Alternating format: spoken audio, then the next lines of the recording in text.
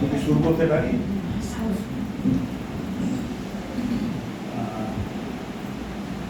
ওরা অপেক্ষা রাখে না। আজ 8 মার্চ 2026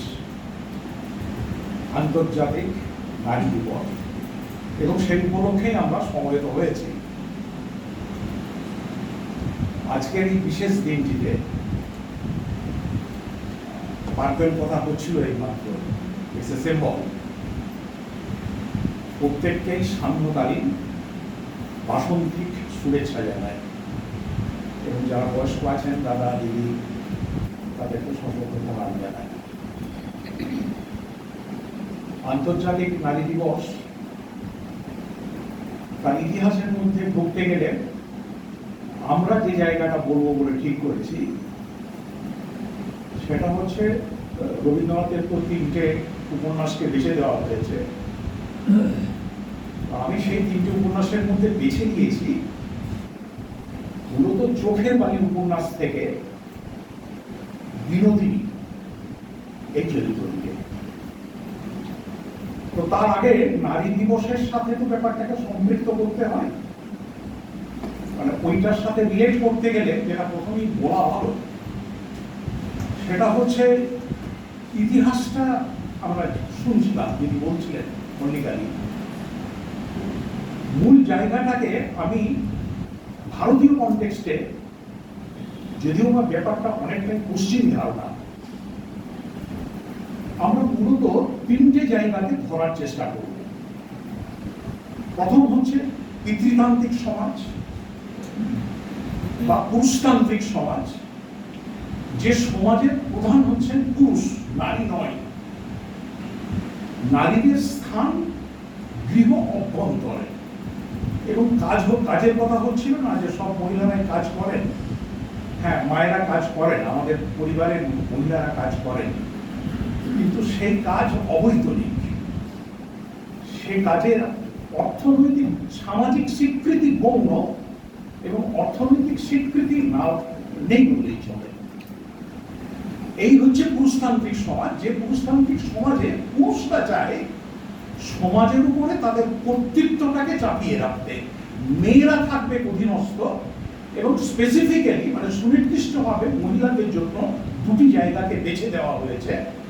এক হচ্ছে ঘর সংসারের অবৈতনিক কাজকর্ম করা, তার থেকেও বড় কাজ হচ্ছে পুত্রার্থের ক্রিয়াতে এভার্জা, অর্থাৎ পুত্র সন্তান, কন্যা সন্তান নয়, পুত্র সন্তানের জন্ম দেওয়া এবং তাকে আপব্রিঙ্গিং, তাকে পরিচর্যা করে বড় করে তোলা, এটি হল 1 নম্বর।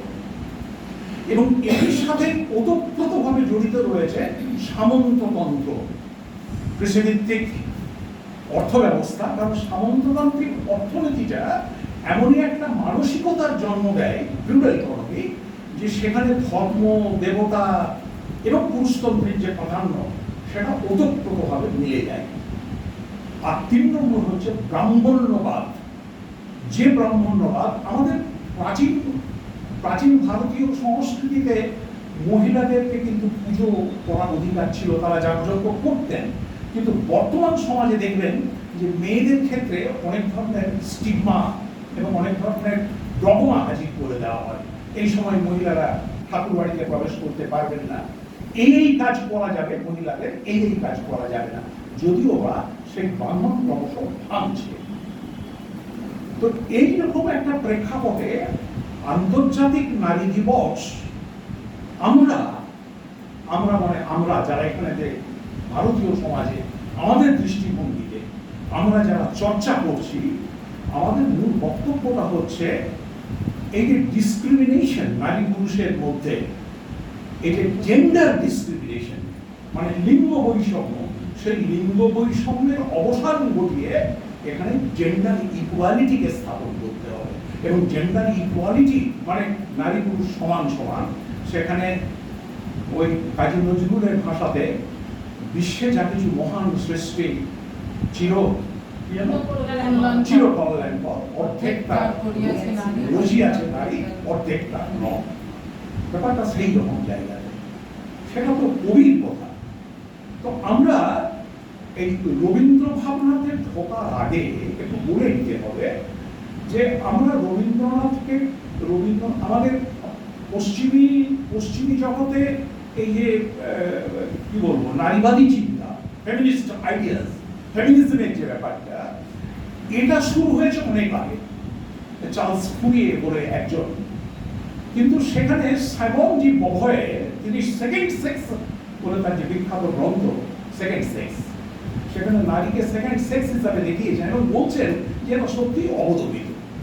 কিন্তু পশ্চিমী জগতে ওদের যে চিন্তা ভাবনা, সেই চিন্তা ভাবনার জগৎকে বাদ দিয়েও আমরা যারা ভারতীয়, আমরা যারা বঙ্গীয়, আমাদের বাংলা সাহিত্যে এবং বাংলা উপন্যাসে এখানে নারীবাদী চিন্তা, নারীদেরকে সম্মান জানানো, নারীদেরকে সমানাধিকার দেওয়া, নারী স্বাধীনতার প্রশ্ন, এই নিয়ে কিন্তু আমাদের ভারতীয় বিশেষ করে বঙ্গীয় যে সমস্ত সাহিত্যিকরা রয়েছেন তাদেরও কিন্তু চিন্তা ভাবনার সীমা পরিসীমা নেই।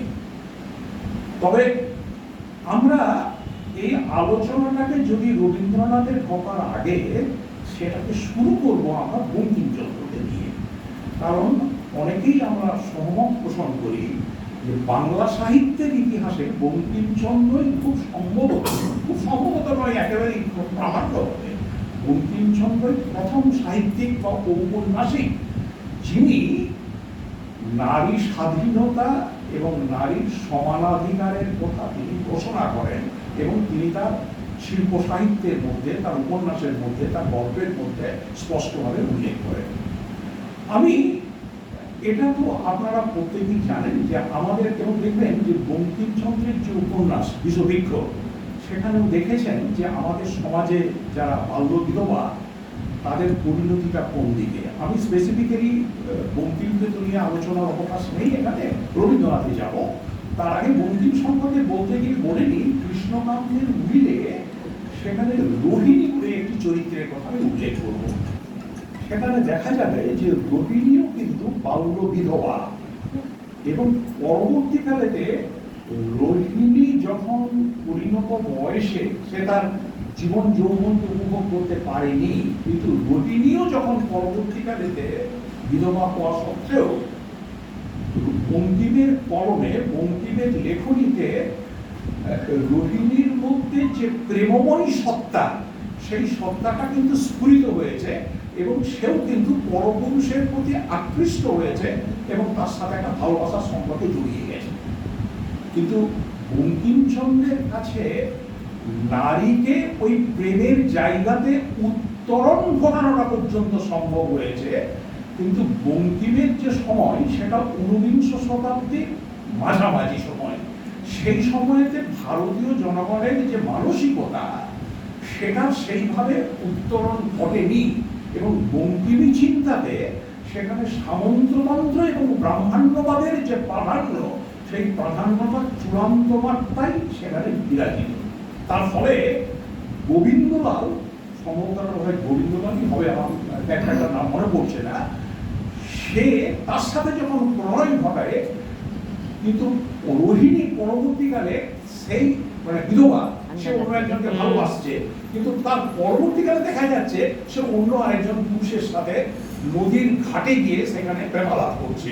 সেটা যখন মানে তার প্রথম পুরুষ যখন জেনে যায় চূড়ান্ত পরিণতিতে, তখন তাকে গুলি করে মারে রোহিণীকে। তার মানে দেখুন, বঙ্কিমী যে চিন্তা সেখানে একটা বিধবা নারীকে ভালোবাসার সুযোগ দিয়েছে, পরপুরুষের সঙ্গে মেলামেশা করার সুযোগ দিয়েছে, কিন্তু চূড়ান্ত পরিণতিতে সেটাকে কিন্তু সাফল্যের স্তরে উত্তীর্ণ হতে দেননি।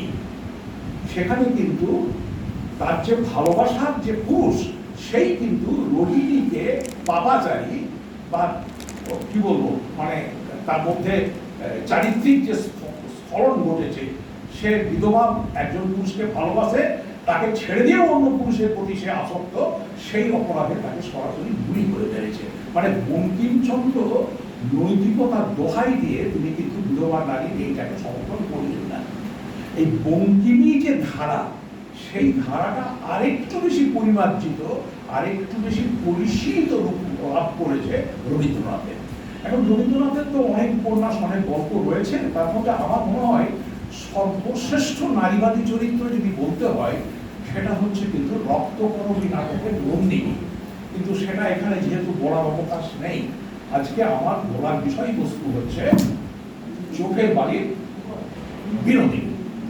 তো আপনারা প্রত্যেকেই চোখের বালি নাটকটি বা উপন্যাসটি সম্পর্কে হয়তো অনেকে একটা ধারণা আছে। আমি সংক্ষেপে একটু জায়গাটাকে বলে নিই এবং কেন আমি এই চরিত্রটাকে, বিনোদিনী চরিত্রটাকে আমি বাছলাম, সেটাকে আমার সামনে আসবে। এখন চোখের বালিতে আপনারা দেখেছেন যে মূল চরিত্র কিন্তু চারটে। তার মধ্যে একজন হচ্ছে নায়ক, হচ্ছে মহেন্দ্র। মহেন্দ্র যিনি মা, মহেন্দ্র লোকটাকে, মহেন্দ্র হচ্ছে আড়ালের ঘরে তুলা, তার বাবা খুব ধনী এবং বোকাকে ছেলে, মায়ের আদর যত্নে সে মানুষ এবং সে যা আবদার করে তার মা সবই তাকে পূরণ করতে চেষ্টা করে। এবং মহেন্দ্র, তার মায়ের নাম হচ্ছে রাজলক্ষ্মী। ওই রাজলক্ষ্মীর পরিবারে তার এক যা আছে, তার নাম হচ্ছে অন্নপূর্ণা।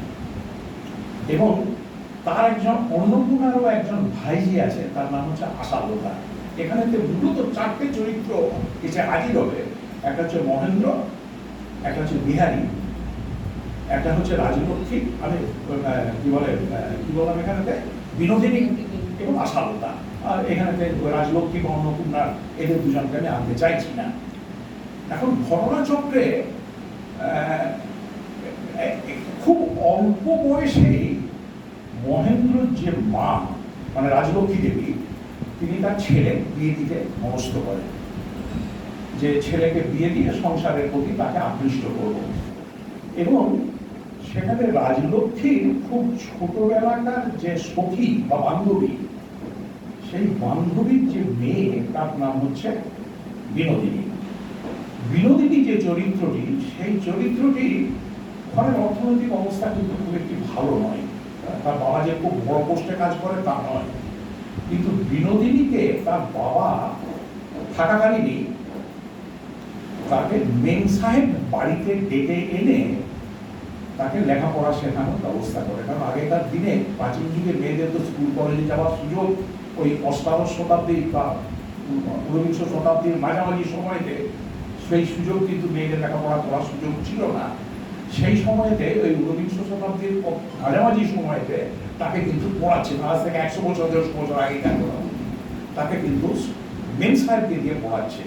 এবং তার ফলে বিনোদিনী, সে যেমন উচ্চশিক্ষিতা, অপরূপা সুন্দরী, অপ্সরা সুন্দরী, এবং মেম সাহেবের দৌলতে সে কিন্তু কারুকার্য ও গৃহকার্যে হাতের কাজ, সেটাতেও কিন্তু সেই মহিলা নিপুণা হয়ে ওঠে। কিন্তু তার বয়স পেরিয়ে যায়, সে তার সুযোগ্য পাত্র পায়নি। পরবর্তীকালে মহেন্দ্রের সঙ্গে বিয়ে ঠিক হয়েছিল, তার মায়ের ইচ্ছা ছিল রাজলক্ষ্মী দেবীর ওর সাথে বিয়ে হোক। কিন্তু ঘটনাচক্রে মহেন্দ্র ওই মা পছন্দ করে দিচ্ছে, মা বলছে, সে সেখানে বিয়ে করতে রাজি হয়নি। যে পরবর্তীকালে যে ঘটনাটাকে যদি আমরা এগিয়ে নিয়ে যাই, দেখব সেখানে কথা হয় যে ওই বিহারী বলে মহেন্দ্রর যে বন্ধু, তার সাথে আলটিমেটলি ঠিক হয় ওই বিনোদিনীর বিয়ে দেবে। কিন্তু যখন দেখলো বিহারী আর মহেন্দ্র দুজনে মেয়ে দেখতে গেল, মেয়ে দেখতে গিয়ে দেখলো যে আরে এ তো মেয়েটি বেশ সুন্দরী, তাহলে বিনোদিনীকে আমি বিয়ে থা করি। কিন্তু আলটিমেটলি বিনোদিনীকে সে আর বিয়ে করলো না।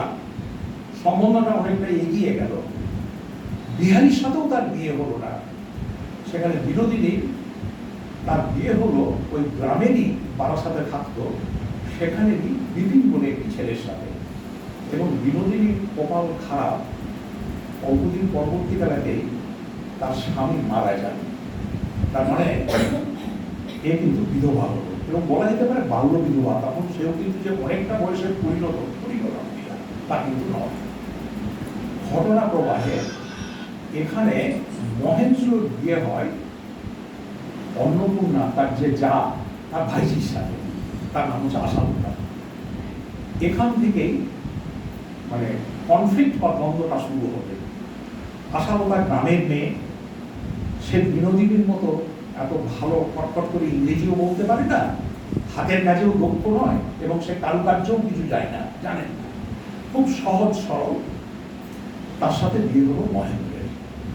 এবং মহেন্দ্র প্রথম বিয়ের পরবর্তীকালেতেই তার আশালতার সাথে একদিকে পুরুষ আর একদিকে সদ্য বিবাহিতা বা বিবাহিত আর একটি মহিলা, এই নারী পুরুষের দুজনের সঙ্গে যখন প্রথম দেখা সাক্ষাৎ হয়, সদ্য বিবাহিত যুবক এবং যুবতী আশালতা, তাতে সে ঠিক আছে, আশালতা তাতে সে আচ্ছা আমি বড়টা চালিয়ে যাই। তাতে আশালতা সেখানেতে সে লেখাপড়া জানুক কি নাই জানুক, সেখানে কিন্তু মহেন্দ্রের সাথে তার যে সম্পর্ক বা ঘনিষ্ঠতা, সেটা কিন্তু বেশ মেলামেশাটা স্বামী স্ত্রীতে বিয়ের পরবর্তীকালেতে খুবই ভালো ছিল। কিন্তু কাল হলো এই জায়গাতে যে বেশ কিছুদিন পরবর্তীকালেতে মহেন্দ্রের যে মা রাজলক্ষ্মী, তিনি একে নিয়ে এসে বিনোদিনীকে নিয়ে এসে তার ঘরে হাজির করলেন। এখন বিনোদিনী সে প্রথমে যখন মহেন্দ্রর বাড়িতে বা রাজলক্ষ্মীর বাড়িতে এসে হাজির হলেন,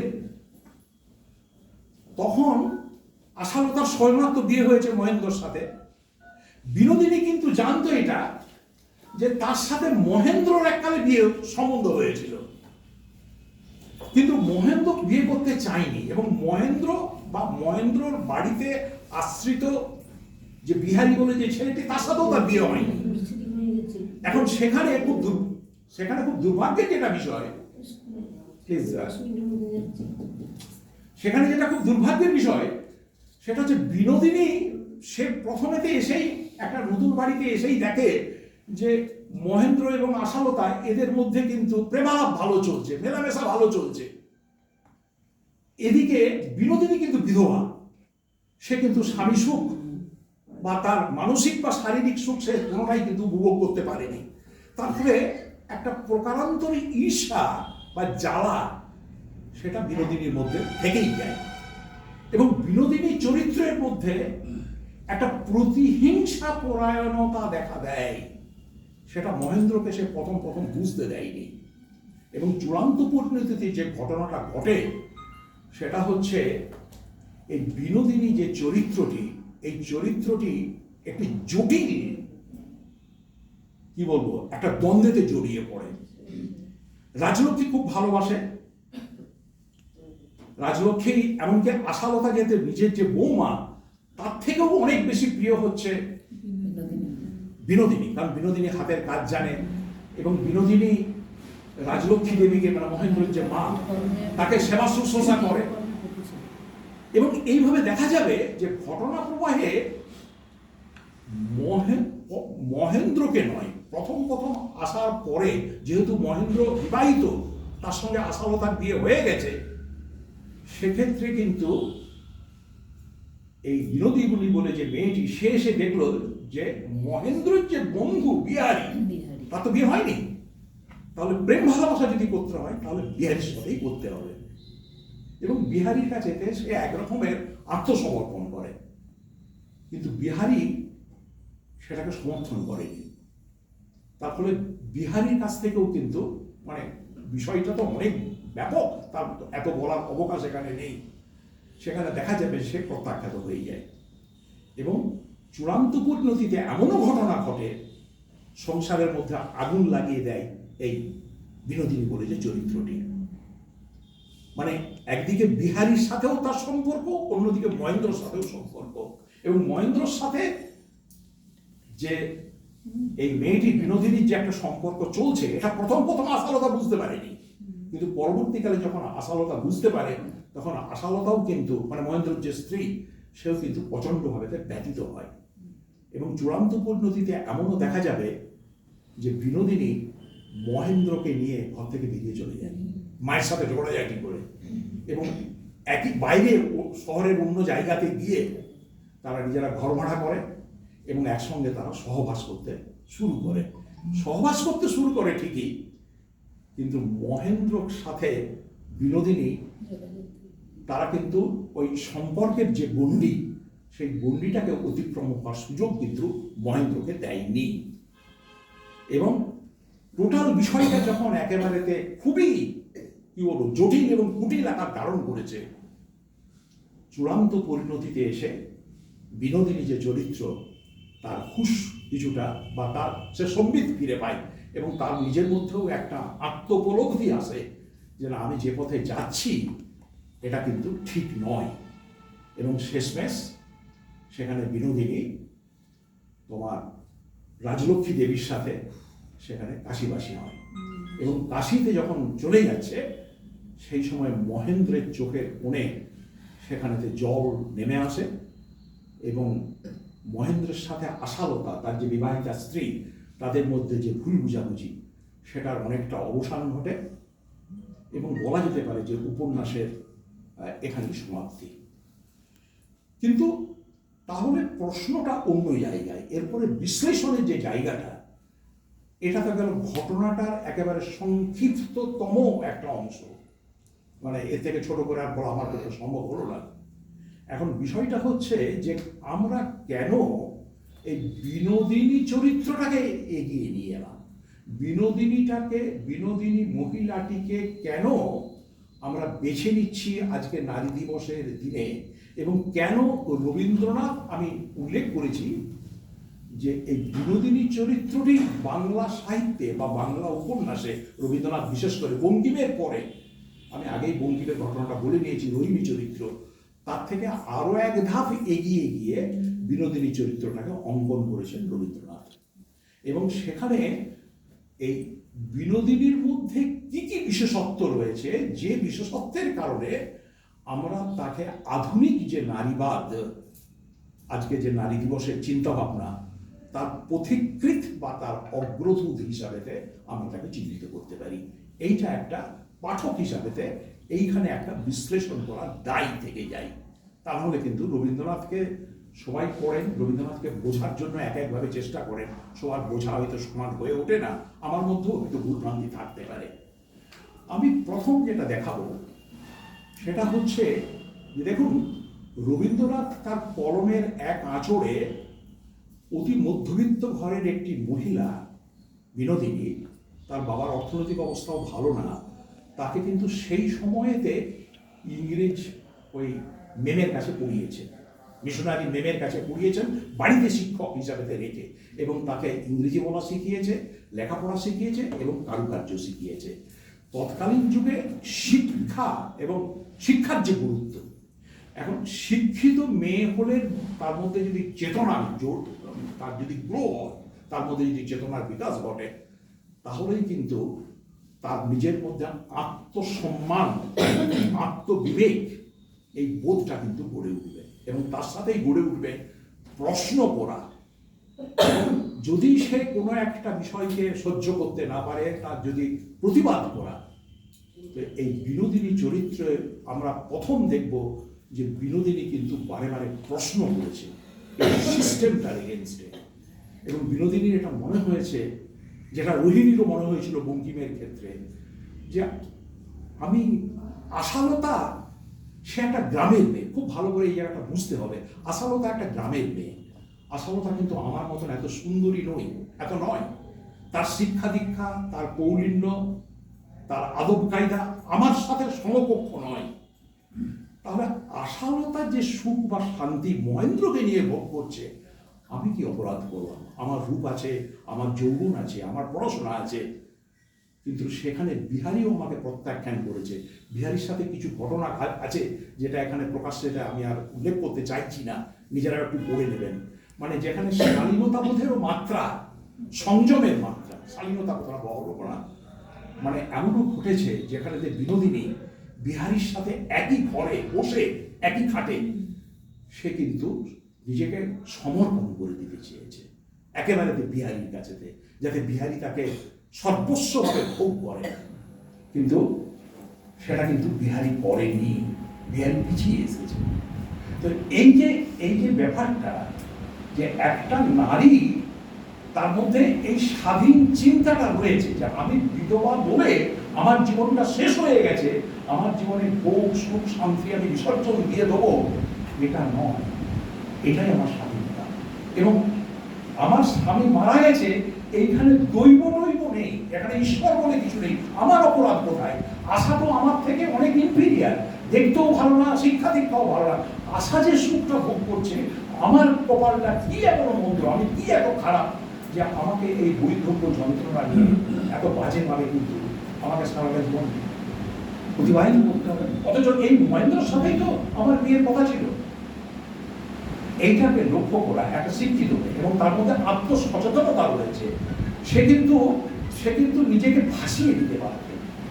এবং লক্ষ্য করুন, রবীন্দ্রনাথ কিন্তু এখানটায় বোঝার বিষয়, রবীন্দ্রনাথের মধ্যে এই যে বলি না নান্দনিকতা, পরিশীলিত চিন্তা, রবীন্দ্রনাথ কিন্তু তার পরনের এক আঁচড়েই সেখানে বিনোদিনীকে ব্যাধি চেনেনি বা স্বৈরাচারিণী করে দিতে পারত। সেটা মহেন্দ্রর সাথে শারীরিক সম্পর্ক ঘটিয়ে কিংবা বিহারীর সাথে ঘটিয়ে, সেটা কিন্তু হয়নি। বঙ্কিম তাকে গুলি করে মেরেছে রোহিণীকে, এখানে রবীন্দ্রনাথ কিন্তু গুলি করে মারেনি। রবীন্দ্রনাথ এই জটিলতা যখন দেখেছে যে ওই মেয়েটির জন্য সংসারটা ভেঙে যাচ্ছে, তখন তার মধ্যে আত্মচেতনা, আত্মবোধ তৈরি হয়েছে, যে বোধ থেকে বিনোদিনী নিজেই বেছে নিয়েছে। বিনোদিনী তো বেছে নেয়নি, রবীন্দ্রনাথ তার পরনের আঁচড়ে কি করেছে না, যে বিনোদিনী সাজগোজ ভালোবাসত, বিধবা মেয়ে, রঙিন শাড়ি পরত, তাকে গেরুয়া পোশাক পরিয়ে তাকে ঈশ্বরের নামে তাকে কাশিবাসি করিয়ে দিয়েছে। অ্যাকচুয়ালি রোহিণী তো মরে গিয়ে বেঁচে গেল, গুলি করে যখন মেরে দিল বঙ্কিম, সেখানে তাকে মেরে দিয়ে শেষ করে দিল। কিন্তু একটু চিন্তা করুন তো, বিহারী এই বিনোদিনীর অন্তরের জ্বালা, হৃদয়ের জ্বালা, একটা যুবতী মেয়ে, তার স্বামী সুখ হলো না, পরবর্তীকালে সে লোকের বাড়িতে আশ্রিত হয়ে থাকলো, সেখানেও তার জীবনে যে সুখ বা শান্তি এলো না, না এলো মহেন্দ্রর কাছ থেকে, না এলো বিহারীর কাছ থেকে, এবং তার চূড়ান্ত পরিণতিতে তাকে কাশিবাসী হতে হলো। মানে জীবিত থেকেও যে জ্বালা, প্রতিনিয়ত পলে পলে দগ্ধ হওয়া, এটাও তো একটা আত্মত্যাগ। এবং এই আত্মত্যাগের মধ্য দিয়ে রবীন্দ্রনাথ এই চোখের বালিটায়, চোখেতে বালি পড়লে কি হয়, কড়কড় করে, লোকে সহ্য করতে পারে না। আশালতার কাছে তো চোখের বালি ছিল বিনোদিনী, মুখে সই বলতো, কিন্তু সত্যি তো চোখের বালি সহ্য করতে পারছে না। কিন্তু চোখের বালি সে কিন্তু গোটা সমাজের আসল যে রূপ, সে রূপটাকে খুলে দিয়েছে। সুতরাং এটা ভাবতে হবে, এটাকেই আমি বোঝাতে চেষ্টা করব যে রবীন্দ্রনাথ যে সময় লিখছেন, রবীন্দ্রনাথও কিন্তু এই বিংশ বা একবিংশ শতাব্দীর এই যে উদারনীতিবাদ, এই যে অবাধ বাণিজ্য নীতি, পুঁজিতান্ত্রিক অর্থনীতি, এবং সেটার সঙ্গে যুক্ত যে সভ্যতা, সংস্কৃতি, তার যে পরিবর্তন, সেই পরিবর্তনটা কিন্তু রবীন্দ্রনাথের সঙ্গে ছিল না। রবীন্দ্রনাথ শিল্পপতি ছিলেন, তিনিও কিন্তু সেলাই গহেতে গিয়ে মূলত তার কৃষিভিত্তিক অর্থনীতির থেকেই কিন্তু রবীন্দ্রনাথ গড়ে উঠেছেন সামন্ততান্ত্রিক অর্থনীতি। পুঁজিবাদী অর্থনীতিটা সবেমাত্র উঠছে। সুতরাং এই বিংশ শতাব্দীর প্রারম্ভে এসে, একেবারে সূচনা আরম্ভে এসে, রবীন্দ্রনাথের একটা মেয়ে, একটা মহিলা চরিত্র, সেই চরিত্রটাকে একটা স্বাধীনতার একটা লেভেল পর্যন্ত তিনি নিয়ে গেছেন। এখানেই রবীন্দ্র সৃষ্টির সার্থকতা। অ্যাকচুয়ালি বিনোদিনী এটি তো শুধুমাত্র একটি নারী চরিত্র, বিনোদিনী শুধু একটি নারী নয়, বিনোদিনী হচ্ছে সেই সময়কার, সেই যুগের প্রতিনিধিত্বকারী ব্যক্তি। বিনোদিনীর মাধ্যমে এই যে বাল্য বিধবা, রামমোহন রায় তো সতীদাহ প্রথা বন্ধ করলেন, ঈশ্বরচন্দ্র বিদ্যাসাগর এসে তিনি বিধবা বিবাহ প্রচলন করলেন, কারণ তিনি বুঝলেন যে বাচ্চা বয়সের বিধবা, সদ্য বিধবা, যেগুলো বাল্য বিধবা, সেগুলো যদি জীবনে সমাজে বেঁচে থাকে, তাদের জ্বালা যন্ত্রণাটা কি, সেটা তাদের বিয়ের ব্যবস্থা করলেন। কিন্তু তাদের পরিণতি কি, সবার তো আর বিয়ে হয়নি। বিধবা মেয়েগুলোর যে বৈধব্য যন্ত্রণা এবং সমাজের যে কুসংস্কার, সেই কুসংস্কার বা মেয়েদের লেখাপড়া শেখার সুযোগ নেই, তাদের স্কুলে কলেজে যাওয়ার সুযোগ নেই, তাদের মধ্যে অশিক্ষা রয়েছে, এবং সামাজিক একটা প্রচন্ড সংস্কার রয়েছে যেখানে মেয়েদেরকে স্বাধীনতা দেওয়া হয়নি, মেয়েদেরকে ঘর থেকে বেরোতেই দেওয়া হচ্ছে না। এই রকমের একটা যুব সন্ধিক্ষণে রবীন্দ্রনাথ বিনোদিনীর চরিত্রকে একটা লেভেল পর্যন্ত স্বাধীনতা দিয়েছেন। কিন্তু তার সময়ের বিচারে রবীন্দ্রনাথের কিন্তু আর এগোনো সম্ভব হয়নি, যেটা পদ্মা নদীর মাঝি সেখানে মানিক বন্দ্যোপাধ্যায়, তাই তো নাকি? সেখানে মানিক বন্দ্যোপাধ্যায় যে লেভেলে সেখানে নারী মুক্তি, নারী স্বাধীনতা এবং বিধবা নারী সে পরপুরুষের সঙ্গে ভালোবাসার সম্পর্কে যুক্ত হচ্ছে, বিয়ে করছে, সংসার করছে এবং তাকে বৈধতা দান করেছে, এবং আজকের সাহিত্য, আজকের চিন্তা ভাবনা সেখানে যে ধরনের নারীদের সম্পর্কে, এই যে সম্পর্ক, নারী পুরুষের সম্পর্কে যে ব্যাপারটা, এটা যতটা বৈধ, বা যেমন আজকের দিনে খুব স্বাভাবিক হয়ে গেছে, বিধবা তো কি হয়েছে, আমি স্বামীকে ছেড়ে এসেছি তো কি হয়েছে, একটা কেন, আমি ইচ্ছা করলে আমার পছন্দ হলে আমি 10 বিয়ে করতে পারি, এই ধরনের যে একটা অ্যাটিটিউড গড়ে উঠেছে, এটা কিন্তু রবীন্দ্রনাথের সময় সম্ভব ছিল না। তারও লিমিটেশন, তারও সীমাবদ্ধতা ছিল, কিন্তু সেই সীমাবদ্ধতার মধ্যে থেকেও তিনি যে নারী স্বাধীনতা, নারী প্রগতির কথা চিন্তা করেছেন, সেটাই যথেষ্ট। এই কারণে চোখের বালি উপন্যাসটি নিঃসন্দেহে খুবই গুরুত্বপূর্ণ একটি উপন্যাস। এটি ব্যতিক্রমী বলা যেতে পারে, একটা প্রথম ব্রেক থ্রো ঘটলো। আগেকার যে ট্র্যাডিশন, আগেকার যে ঐতিহ্য, সেই ঐতিহ্যকে ভেঙে দিয়ে একটা নতুন ঘরানা তৈরি করলো রবীন্দ্র শিল্প, তাই রবীন্দ্র সৃষ্টিকে। এবং সেই কারণে আমার মনে হয়েছে যে বিনোদিনী চরিত্রটি নিঃসন্দেহে আজকের দিনে যে নারীবাদী ভাবনা, সেই নারীবাদী ভাবনার অগ্রদূত বা পথিকৃত হচ্ছে বিনোদিনী চরিত্র। রবীন্দ্রনাথকে শ্রদ্ধা জানাই। আমি জানি না আমার বক্তব্য আপনাদের কাছে কীভাবে পৌঁছেছে বা কীরকমভাবে মনে হয়েছে। এগুলো বলতে গেলে সময় লাগে, কারণ প্রেক্ষাপটটাকে ডিটেলস, গল্পটাকে বর্ণনা না করলে, কারণ গল্পটা তো সবার মনে নেই, বা সবাই পড়লেও হয়তো পড়েন না, পড়লেও সেটা মনে নেই, সবাই সমানভাবে তো হয় না। সুতরাং এটা অনেকটা সময় নিয়ে আরও বিস্তৃতভাবে আলোচনা করলে ভালো হতো। তবুও আমার মনে হয় যে আমি করার চেষ্টা করেছি। নারী দিবস আমাদের সমস্ত নারী, আমার নিজের মা থেকে শুরু করে বিশ্বের যত নারী রয়েছেন তাদের সবাইকে সশ্রদ্ধ চিত্রে প্রণাম জানাই, নমস্কার জানাই। সবাই ভালো থাকুন, আনন্দে থাকুন, এই বলে শেষ করছি। ধন্যবাদ।